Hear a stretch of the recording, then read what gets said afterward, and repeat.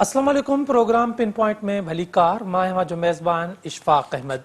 नाज़रीन, अॼु जे प्रोग्राम में पाण ज़िक्र कंदासीं त कल क़ौमी असैम्बली जेका पंहिंजी मुद्दत पूरी करे ऐं टुटी चुकी आहे, वज़ीर आज़म शहबाज शरीफ़ पारां सदर आरिफ अलवी के लिखियो वियो त असैम्बली के टोड़ियो वञे ऐं सदर उन वक़्तु असैम्बली ते टोड़ण जी उन समरी ते सही करे छॾी। उन खां पोइ हाणे निगरान वज़ीर आज़म जे लाइ मुशावरत जारी आहे। मुख़्तलिफ़ नाला साम्हूं अची रहिया आहिनि ऐं जंहिंमें पाकिस्तान पीपल्स पार्टी तरफ़ां जलील अब्बास जीलानी ऐं जेको अॻूणो चीफ जस्टिस आहे तसद्दुक़ जीलानी, उन जा नाला ॾिना विया आहिनि, जिन ते जेको आहे मुशावरत जारी आहे। अॼु बि वज़ीर आज़म शहबाज शरीफ़ ऐं अपोज़िशन लीडर राजा रियाज़ विच में मुलाक़ात थी आहे। मुमकिन आहे त अॼु या सुभाणे ताईं फ़ैसिलो थी वञे त निगरान वज़ीर आज़म केरु थींदो। इहो बि सवाल अहम आहे त छा निगरान वज़ीर आज़म 3 महीननि जे लाइ हूंदो या उहे ईंदड़ 5-6 महीननि ताईं इहे निगरान सेटअप पाकिस्तान में रहंदो ऐं नवंबर में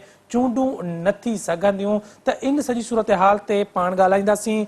मूंसां गॾु एजाज़ महर साहब मौजूदु आहिनि, सीनियर सहाफ़ी तजिया निगार। एजाज़ साहब, अवां जी वॾी महिरबानी। सलमान आबिद साहब मूंसां गॾु मौजूद हैं। सलमान आबिद साहब, आपका भी बहुत शुक्रिया। सलमान आबिद साहब, फरमाइएगा कि आप समझते हैं कि पाकिस्तान पीपल्स पार्टी की तरफ से दिए गए जो नाम हैं निगरान वजीर आजम के लिए, उन पर किसी एक नाम पर इत्तेफाक हो सकता है या जो बाकी नाम हैं आप समझते हैं उनमें से भी कोई बंदा निगरान वजीर आजम बन सकता है?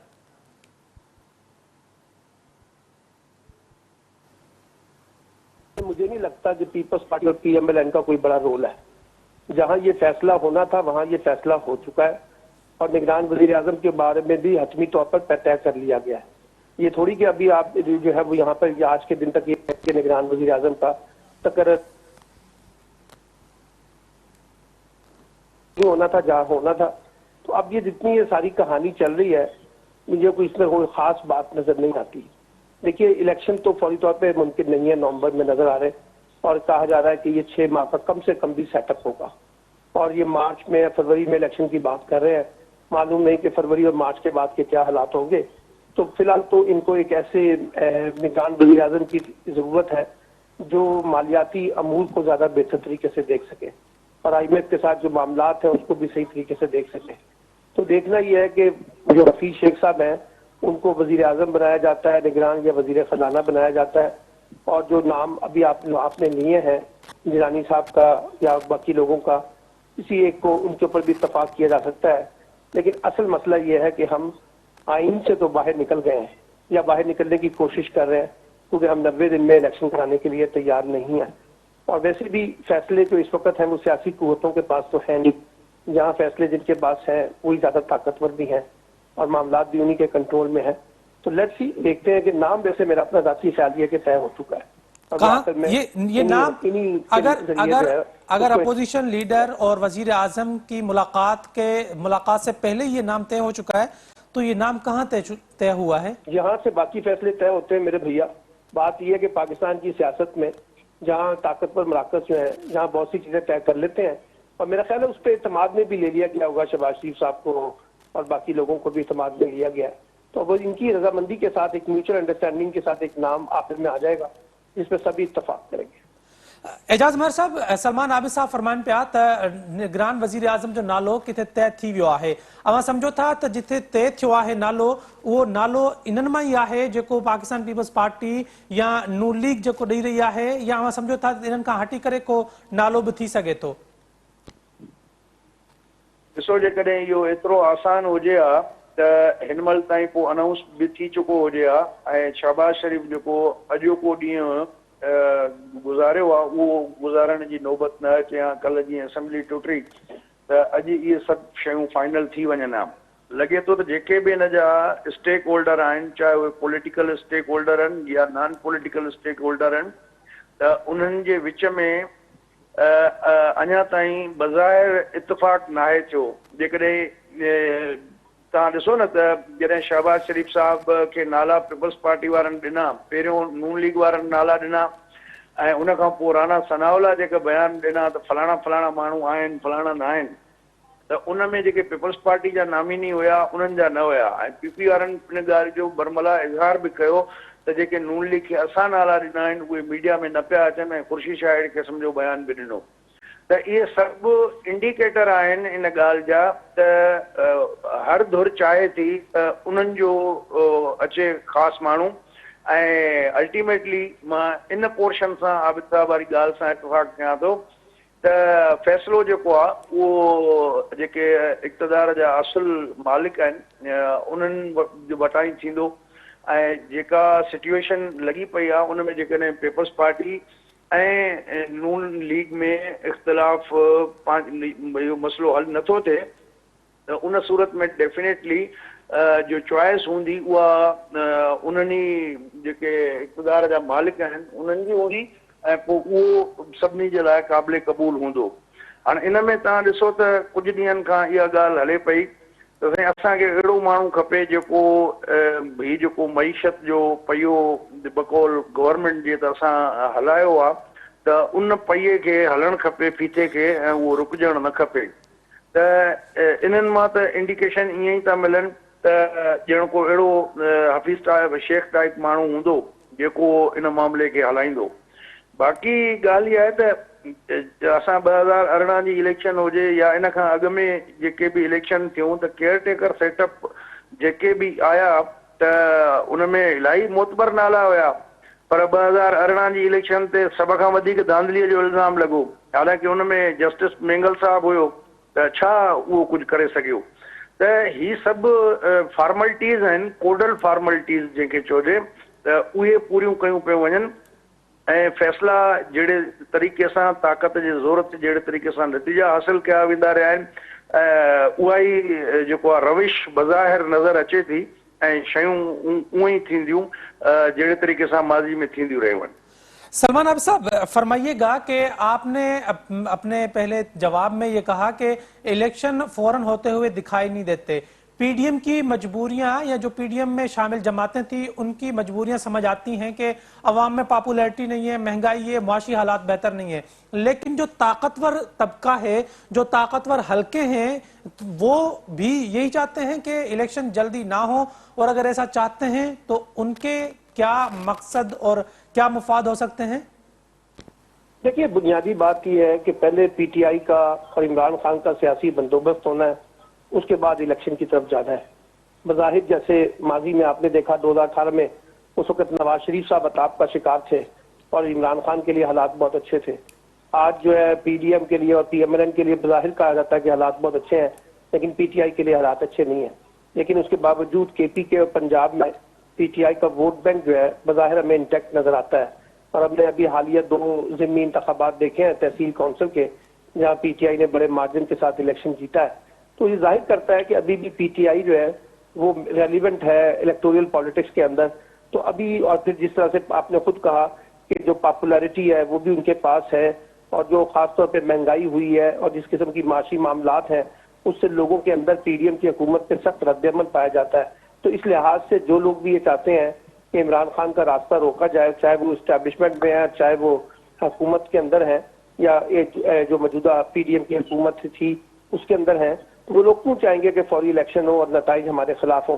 तो पहले तो नताइज को मैनेज करने की कोशिश की जाएगी और जब उनको लगेगा कि इंतखाबात के नताइज हमारे हक में आ सकते हैं तो फिर इंतखाबात भी हो जाएंगे। मुझे नहीं लगता कि अब इतनी जल्दी ये फौरी तौर पर नवंबर वाला मामला या फरवरी मार्च में भी मैं इंतखाबात नहीं देख रहा हूँ। मुझे लगता है अभी बहुत कुछ तय होना बाकी है। सलमान साहब, आप कैसे ये कह सकते हैं कि अगर इस मर्तबा चेयरमैन पीटीआई का बंदोबस्त किया जा रहा है और उसको वो ज़ेर अताब हैं, तो आपने जिक्र किया 2018 का, 2018 के नताइज हमने देखे और उसके बाद जो 5 साल हुकूमत रही है 16 महीने पीडीएम के और पीटीआई के, क्या आइंदा 5 साल भी इसी तरह पाकिस्तान चलेगा जिस तरह 2018 से 2023 तक चला है? हमेशा इंतखाबात मैनेज होते हैं और इंतखाबात के नताइज जो है पहले से तय कर लिए जाते हैं। सियासी जमातों को तय कर लिया जाता है किसको लेके आना है, किसको बाहर निकालना है। ये तो हमारी सियासी तारीख है ना जी, हम इंतखाबी तारीख को जानते हैं। और अब ये जो हाइब्रिड किस्म का जो निज़ाम है, जो हम कहते थे का दौर जो है वो बड़ा हाइब्रिड था, स्क्रिप्टेड था, तो अब तो उससे भी ज्यादा हम आगे 2 हाथ आगे निकल गए हैं। तो मुझे नहीं लगता, मेरा तो बुनियादी मौक़िफ़ ये है कि पाकिस्तान में पिछले चंद वर्षों के अंदर जो कुछ हुआ है उससे डेमोक्रेटिक स्पेस भी कम हुई है और जमहूरियत भी कमजोर हुई है और सिविल सोसाइटी और मीडिया के ऊपर जो पाबंदियां हैं वो भी नजर आती हैं कि पाकिस्तान में जमहूरियत जो है वो बहुत हद तक जो है जिसे कहते हैं एक मुश्किलात का शिकार है और उसको वापस अपने आप को रिवाइव करने के लिए बहुत कुछ करना पड़ेगा। लेकिन अनफॉर्चुनेटली हमारे जो जमहूरी लोग हैं, चाहे वो हुकूमत में या अपोजिशन के अंदर है, सियासी जमातें, वो अमूमी तौर पे खुद ही जमहूरी अमल को कमजोर करने के खेल का हिस्सा बन जाती हैं। एजाज मर साहब, अवां समझो था त जेकॾहिं गुज़िरियल 5 सालनि जो असां कंपेरिज़न कयूं त अवां खे छा थो लॻे त हाइब्रिड निज़ाम इमरान खान वारो या चेयरमैन पीटीआई वारो उहो वधीक जमहूरियत जे लाइ ख़तरनाक हुयो या पीडीएम जा 16 महीना इहे जमहूरियत जे लाइ वधीक ख़तरनाक साबित थिया आहिनि?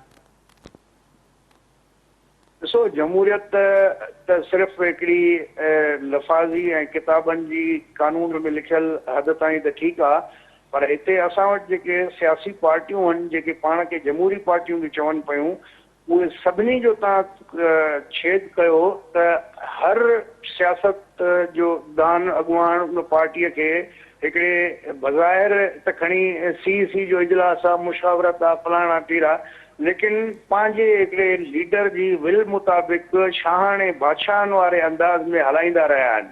त जमहूरी पार्टियुनि जे अंदरि बि जमहूरियत जेको आहे नून लीग में एॾो फॾो रहियो जेको उहो पार्टी इंट्रा पार्टी इलेक्शन न पिया कराइनि, ऐं पीटीआई जे अंदरि इंट्रा पार्टी इलेक्शन जो मसइलो रहियो, पीपल्स पार्टी जे अंदरि इहो रहियो। उन्हनि जूं त ॿ पीपल्स पार्टियूं आहिनि, हिकिड़ी पार्लियामेंटेरियन आहे, हिकिड़ी पीपीपी आहे।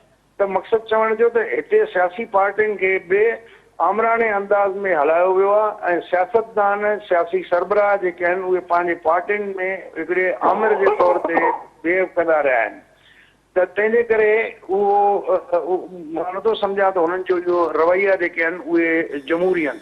बाक़ी जेतिरे क़दुरु तव्हां कंपेरिज़न जी ॻाल्हि था कयो त मां सम्झां थो त कंपेरिज़न में नुक़सान इमरान खान बि कयो, नुक़सान पीडीएम बि कयो। ऐं पीडीएम जे दौर में तव्हां ॾिसो त अवाम जे लाइ मुश्किल तमामु वधी वई। त हुननि IMF जो जेको एग्रीमेंट कयो हो कड़े शर्तनि ते, जंहिंजे करे मुल्की तारीख़ में पहिरियों दफ़ो एॾी वॾी महांगाई रिकॉर्ड थी आहे त 38%, 40% हिन ग़रीब मुल्क में जिते माण्हू रोज़ दिहाड़ी 500,000 कमाइण वारा हुजनि, अक्सरियत उन्हनि जी हुजे, त उन में तव्हां 40% जी शरह सां इज़ाफ़ो कंदो महांगाईअ में, त डेफिनेटली के माण्हू तव्हांखे सुठो त न चवंदा। अञा महांगाई घटी, जंहिंजे ख़िलाफ़ सभिनी पार्टियुनि गॾिजी मिलियन मार्च पे कया। त हाणे त पीडीएम जे दौर में महांगाई जी शरह वधी वई। त ॿई मां सम्झां थो त पाकिस्तान में जमहूरियत जे लाइ या आम माण्हू जे फ़ाइदे ऐं भलाई जे लाइ ॿई जेको आहे उहे ख़राब दौर आहिनि ऐं को चङो दौर कोन रहियो आहे। ऐं ईंदड़ जेके हालतूं आहिनि हिन मुल्क में उन्हनि खे हल करण जे लाइ जेका हिकमत अमली ठाही वई आहे उहा बि हिकिड़ी शॉर्ट साइटेड क़िस्म जी आहे। लॉन्ग टर्म प्लानिंग अञा बि असांखे नज़र नथी अचे। त हाणे बि तव्हां पंहिंजा एयरपोर्ट ऐं बंदरगाहूं गिरवी रखी ऐं 5-5 रुपया वठो था माण्हुनि खां, त इहा का अप्रोच कंहिं मुल्क जी नेशनल स्टेट खे पंहिंजे पेरनि ते बीहारण वारी जेको आहे उहा स्टेट जी न आहे। ही आहे बसि तव्हां हिकिड़ो बल आयो आहे झटको, उन झटके मां कीअं निकिरिजे। त इहे जेके स्ट्रेटजीज़ आहिनि इहे नामुनासिब आहिनि। मां सम्झां थो त हिन मुल्क में जेको इलीट क्लास आहे उन इलीट क्लास खे ऑक्सफैम जी रिपोर्ट मुताबिक़ $33 बिलियन जी हर साल सब्सिडी थी मिले ऐं हू बेनिफिशरी आहे। ऐं जेको UNDP आहे, अक़वाम मुतहिदा जो इदारो तरक़ियात जे बारे में, उन्हनि जी जेका असेसमेंट आई उहा हुई तक़रीबन $16-17 अरब जी। त जेको मुल्क $1 अरब IMF खां पिनण जे लाइ एतिरा रिंगट थो करे पियो, गोॾा खोड़े वेठो आहे, उहो उन मुल्क जी जेका अशराफिया आहे उहा चंद जेका हिकिड़ी लखनि में बि उनजो तइदाद कोन्हे को, त उहा अशराफिया हिन मुल्क जा $17 अरब ईअं जेको आहे त उगराई ॾियण जे बिना खाई थी वञे। त उन शइ खे एड्रेस करण जे लाइ को बि फ़ैसिलो न को फ़ैसिलो जेको आहे त उहो ही 16 महीननि वारी पीडीएम जी हुकूमत करे सघी। अजीब मुल्क आहे। हिन मुल्क में हिकिड़ो रिपोर्टर आहे उहो इहा ख़बर थो ॾिए त फलाणो जनरल आहे, उनजी ज़ाल हाउस वाइफ आहे, घर वेठे $12 अरब जेको आहे त प्रॉपर्टी 6 सालनि में कीअं ठाही। त उन सवाल करण जे बजाय उन खां इहो पुछण जे त बाबा इहे पैसा उन खां इनकम टैक्स वारा पुछनि त तव्हां इहे कीअं मिल्कियत ठाही आहे, उल्टो रिपोर्टर खे जेल में विझी छॾियो त तूं इहा ख़बर छो छापी। त जंहिं मुल्क में हुकुमराननि जा रवैया अहिड़ा हूंदा त उते तव्हां कहिड़ी बहितरीअ जी तवक़ो करे सघो था ऐं कहिड़ी जमहूरियत जी तरक़ी जी जेको आहे त उहो तव्हां पैमाने खे फिक्स करे तव्हां माप करे सघो था। सो मां सम्झां थो त इहे अशराफिया जा जेके अमाल आहिनि ऐं तरीक़े वारदात आहे, जेसि ताईं इहो चेंज न थींदो तेसि ताईं मुझे का तब्दीली नजर नहीं आ रही। सलमान आबिद साहब फरमाइएगा कि साबिक वजीर आजम शाहिद खाकान अब्बासी ने कहा है कि मुल्क की तारीख की बदतरीन असेंबली थी और कौम से माफी मांगता हूं कि कौम के लिए हमने कुछ नहीं किया। इस बयान को आप कैसे देखते हैं? ये एतराफ है पाकिस्तान की पार्लिमानी सियासत जैसे चली है और जमहूरियत जैसे चली है, उस पर तो सिर्फ दुख का इजहार किया जा सकता है। और ये सिर्फ शाहिद खाकान अब्बासी का मातम नहीं है। कल के जंग में मजहर अब्बास का कॉलम पढ़ लें, कल के डॉन में जाहिद हुसैन का कॉलम पढ़ लें, आज ही के डॉन के अंदर जो डॉन का दारिया है वो पढ़ लें, तो वो सब चीजें जाहिर करती हैं कि पाकिस्तान में जमहूरियत जो है वो पीछे की तरफ गई है। और ये जो पार्लियामेंट है इसने जिस उजलत के साथ कानून साजी की है और ऐसी गैर आईनी और गैर कानूनी कानून साजियां भी की हैं, गैर जमहूरी कानून साजियां भी की हैं, जिससे पार्लियामेंट का कद या जमहूरियत का कद या सियासत का कद बढ़ा नहीं है बल्कि कम हुआ है। और बकौल मजहर अब्बास के तो ये तो जिस तरह से कानून साजी की गई है वो उसकी मिसाल तो हमने जो है ना माशाल्लाह दौर में भी नहीं देखी जो अब हमें यहाँ पे देखने को मिल रही है। उसके अलावा ये जो अभी महर साहब बता रहे थे, बिल्कुल ठीक कह रहे थे कि जो रूलिंग अलीट तबका है, चाहे उसमें हुकूमत है, अपोजिशन है, ताकतवर तबकात हैं, इन सब ने पाकिस्तान को गमाल बना लिया। पार्लियामेंट उनको प्रोटेक्ट करने के अंदर लग जाती है। पार्लियामेंट आम आदमी के बारे में नहीं सोचती, पार्लियामेंट उन खवास के बारे में सोचती है जो पाकिस्तान की रूलिंग अलीट है। तो इसलिए ये पार्लियामेंट, ये डेमोक्रेटिक सिस्टम जो है, ये आम लोगों के मफादात से जो है ना वो टकराव पैदा करते हैं, इररेलेवेंट हो जाती हैं। इसलिए आम लोगों से जाके पूछे ना उनकी जिंदगियों में जो मुश्किलात हैं उसमें जमहूरियत ने या पार्लियामेंट ने या हुकूमत ने या अपोजिशन ने क्या कम किया वो मामलात को, मसाइल को, बल्कि मसाइल को बढ़ाया ही है। इस वजह से ये सवाल तो उठ रहा है। और खाकान अब्बासी ने तो ये बात की है, लेकिन बहुत से लोग ये बात कर रहे हैं कि जिस अंदाज से पार्लियामेंट को चलाया गया है, चाहे पीटीआई ने चलाया और चाहे अब चलाया गया, दोनों सूरतों के अंदर हमने कोई अच्छे मिसालें नहीं देखी पाकिस्तान की पार्लिमानी और जमहूरी पॉलिटिक्स के तनाजुर में। एजाज उमर साहब फरमाए जो तव्हां जेको गुज़िरियल जेके 5 साल हुकूमती दौर रहे हो, इन में अवाम के का बि सहूलियत न मिली, जंहिंमें कोविड भी आयो ऐं पोइ उन खां पोइ ॿोॾ वारी सूरत हाल बि रही गुज़िरियल साल। इन सॼी सूरत हाल में जेकॾहिं पाण ज़िक्र कयूं त ईंदड़ सेटअप जे हवाले सां त छा सभिनी पार्टियूं पंहिंजो लक आज़माए चुकियूं आहिनि, हुकूमतूं करे चुकियूं आहिनि, त का अहिड़ी पार्टी रही त न आहे जेका ईंदड़ साल या इलेक्शन खां पोइ हुकूमत में अची ऐं अवाम जे लाइ को वॾो इनकलाब आणींदी?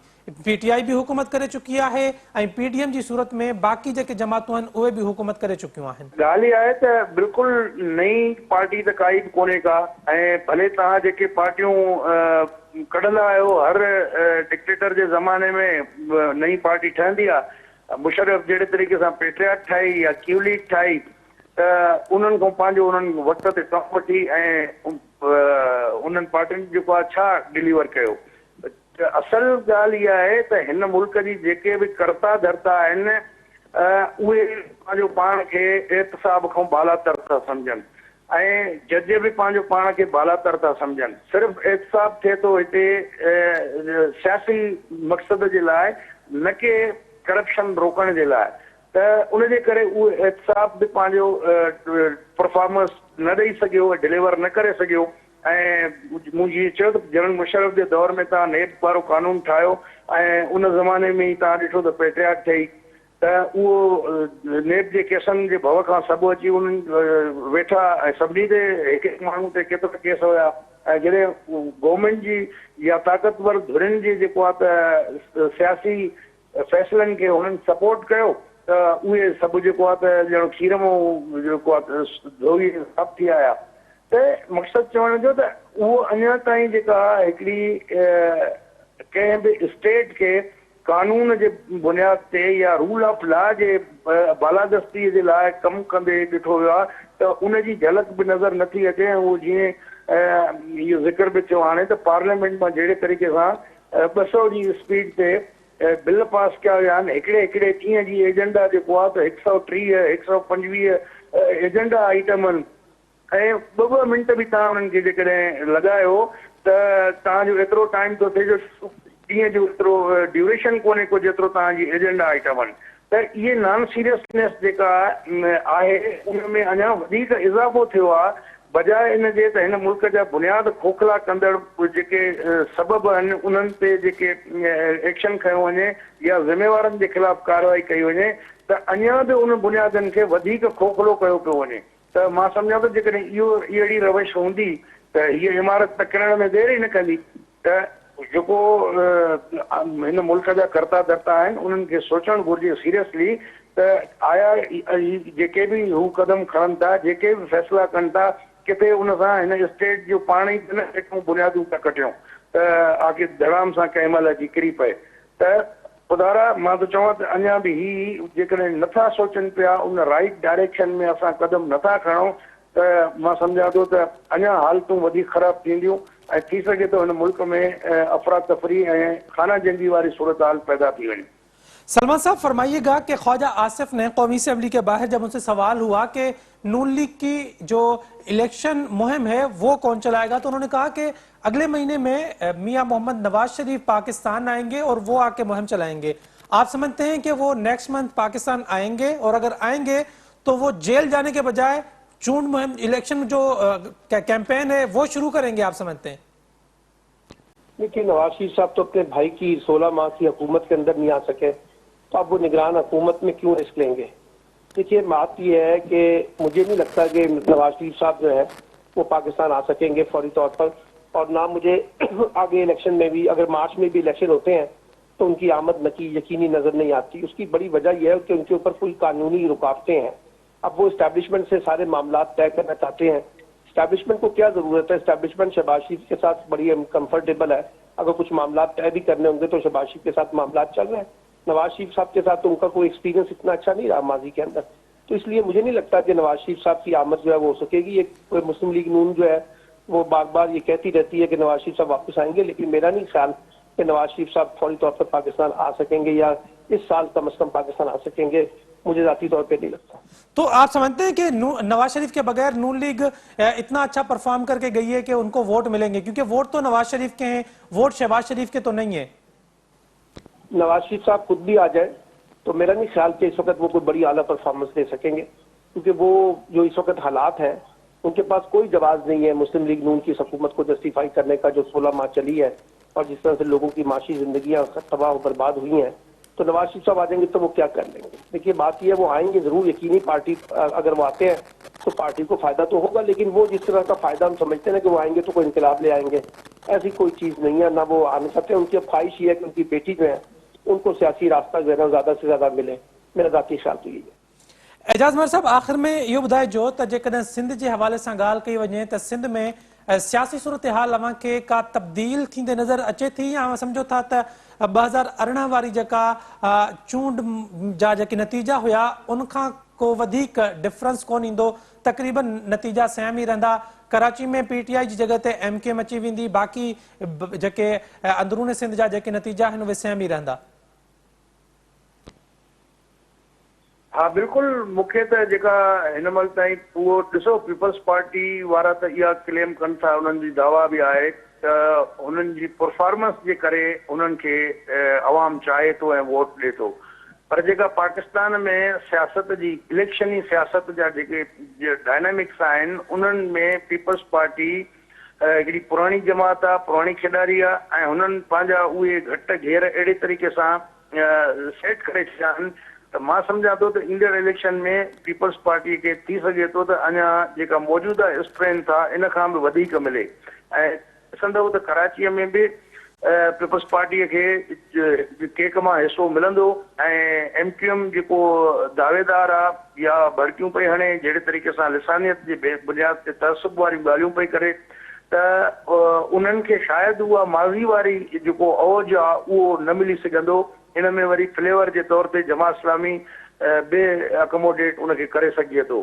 त पीपल्स पार्टी जी कोशिशि इहा हूंदी, जेका मुंहिंजी कुझु माण्हुनि सां हाल अहिवाल थिया आहिनि प्राइवेटली, त उन्हनि जी इहा कोशिश आहे त सिंध जे कुझु घणनि इलाइक़नि मां हू कोशिश करे पंहिंजे अनअपोज़ कराईंदा काफ़ी माण्हू ऐं पीपल्स पार्टीअ खे का वॾी रुकावट सिंध में घटि मूंखे का नज़र कोन थी अचे, बावजूदि हिन जे भले MQM वारा GDA वारा या ॿिया दोस्त गॾिजनि पिया उहे उनखे एतिरो टफ टाइम शायदि ॾेई सघनि छो त पीपल्स पार्टी पंहिंजे लाइ बॉटल नेक्स जेके आहिनि उहे काफ़ी रिमूव करे छॾियूं आहिनि, रुकावटूं काफ़ी पासीरे करे छॾियूं आहिनि ऐं उन्हनि जो रस्तो जेको आहे पंहिंजे लाइ हू बज़ाहिर त क्लियर कयूं वेठा आहिनि, पर हीउ पाकिस्तान आहे, हिन में उहो अंग्रेज़ी में चवंदा आहिनि many a Phyllis between cup and lip, त चांहि जो कोप तव्हांजे हथ में आहे त इहो ज़रूरी न आहे तव्हां उन मां टुक बि भरे सघो।